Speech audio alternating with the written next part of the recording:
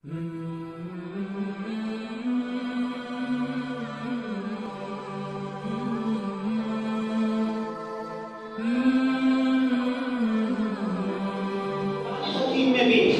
الحجرات میں کئی دفعہ اللہ کا واسطہ دے کے آپ کو کہہ چکا ہوں، خدا را 26واں پارہ سورۃ الحجرات اپنے گھر میں پڑھا کرو، ایک آیت یا ہر روز پڑھ لیا کرو، ترجمے کے ساتھ کوئی مشکل کام نہیں ہے، قرآن سے نہیں نکال سکتے موبائل سے نکال لو، اپنے بچوں کو بٹھاؤ اور آپ کے گھر میں بیٹی پڑی ہے، بیوی پڑی ہے، بیٹا پڑا ہے، اس کو بولے بیٹا ایک آیت سورۃ الحجرات کی نکالو، اس کا ترجمہ پڑھ کے سناؤ، پھر دیکھیے گا زندگیاں بدل جائیں گی، اللہ کی مدد آئے گی، رحمتیں آئیں گی، آپ کی اولاد ایک معاشرے میں اچھا انسان، آپ کی اولاد اچھی بن جائے گی۔ جب گھروں میں یہ دین آئے گا، وہ بری سوسائٹی میں، بری محفل میں کبھی آپ کی اولاد نہیں بیٹھے گی۔ یہ سورۃ الحجرات اپنے گھروں میں اس کو لے کے آئیے، یقین جانیے گھر جو ہے وہ دین والے بن جائیں گے، گھروں سے خوشبوئیں آئیں گی۔ اور اسی صورت میں میرے اللہ نے تذکرہ کیا، یا ایھا الناس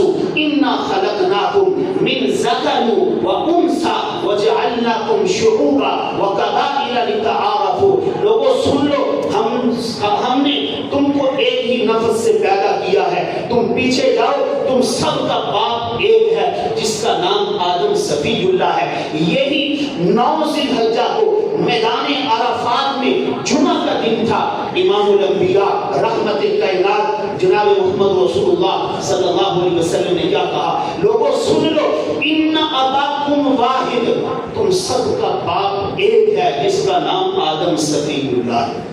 جس کا نام آدم صفی اللہ ہے۔ ہم سب کا شجرہ نسب جا کے حضرت آدم صفی اللہ سے ملتا ہے۔ تو میرے اللہ نے قرآن حکیم میں بھی اس کا تذکرہ کیا، فرمایا لوگوں یہ جو مختلف قبیلے ہم نے بنائے نا، وجعلناکم شعوبا وقبائل لتعارفوا، یہ صرف تعارف کے لیے ہیں تاکہ ایک دوسرے کی پہچان ہو سکے،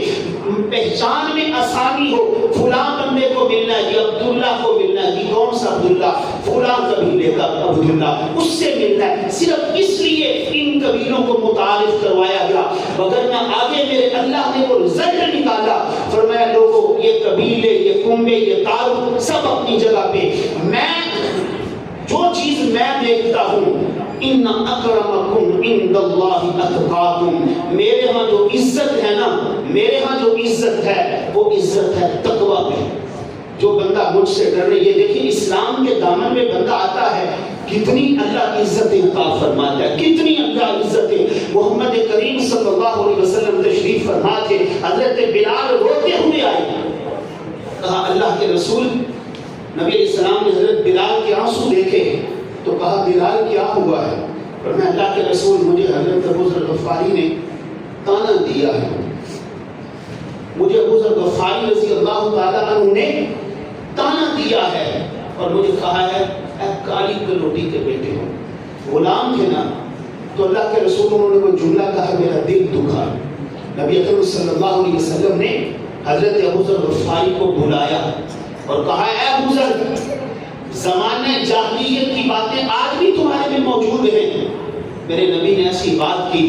حضرت ابو ذر غفاری نے اپنا چہرہ حضرت بلال کے قدموں پہ رکھ کے معافی مانگی کہ میرے بھائی بلال مجھے اللہ کی رضا کے لیے معاف کر دے، اللہ کی رضا۔ حالانکہ یہ بلال کتنا اونچا ہے، کتنا اونچا ہے، جب اذان کی باری آئی ساری دنیا کو نیچے کر دیا، محمد کریم صلی اللہ علیہ وسلم نے حضرت بلال کو کہا کہ آج اسلام کا جو نغمہ اللہ اکبر اللہ اکبر اشہد ان لا الہ الا اللہ اشہد ان محمد رسول اللہ حی علی الصلاۃ، آج اس نغمے کو بلند وہی شخص کرے گا جسے دنیا غلام کے نام سے جانتی ہے، جس کا نام بلال حبشی رضی اللہ تعالیٰ عنہ۔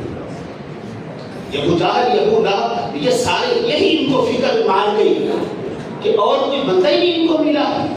اور کوئی بندہ ہی نہیں ملا ان کو،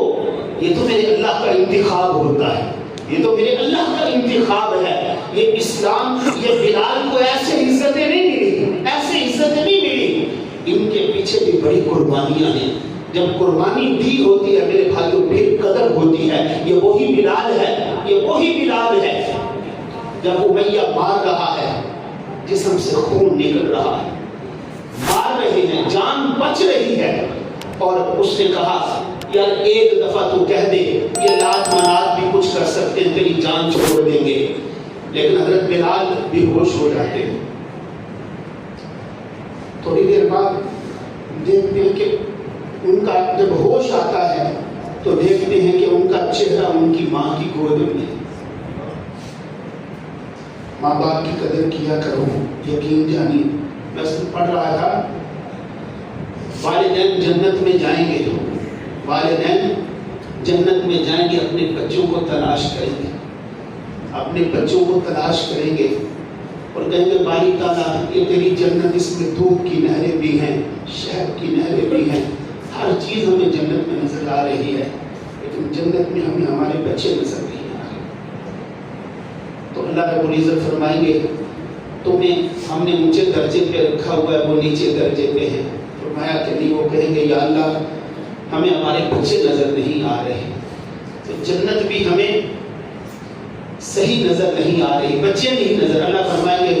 تم خاموش ہو جاؤ، بیٹھ جاؤ، ہم تمہاری آنکھوں کو سینوں کو ٹھنڈا کر دیں گے، تمہاری اولاد کو بھی لا کے تمہارے سامنے کھڑا کر. یہ ماں تھی نا حضرت بلال حبشی رضی اللہ عنہ کی،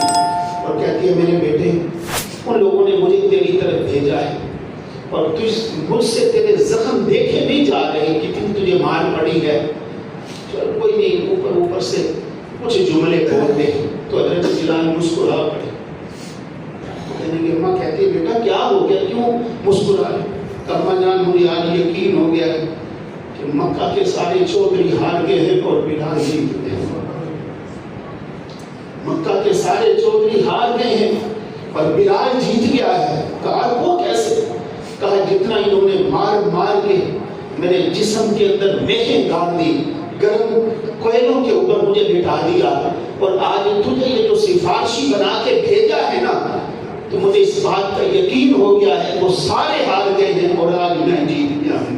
میں جان تو دے دوں گا لیکن محمد کریم صلی اللہ علیہ وسلم کی محبت کو اور اللہ کی توحید کو جو ہے وہ نہیں چھوڑوں گا.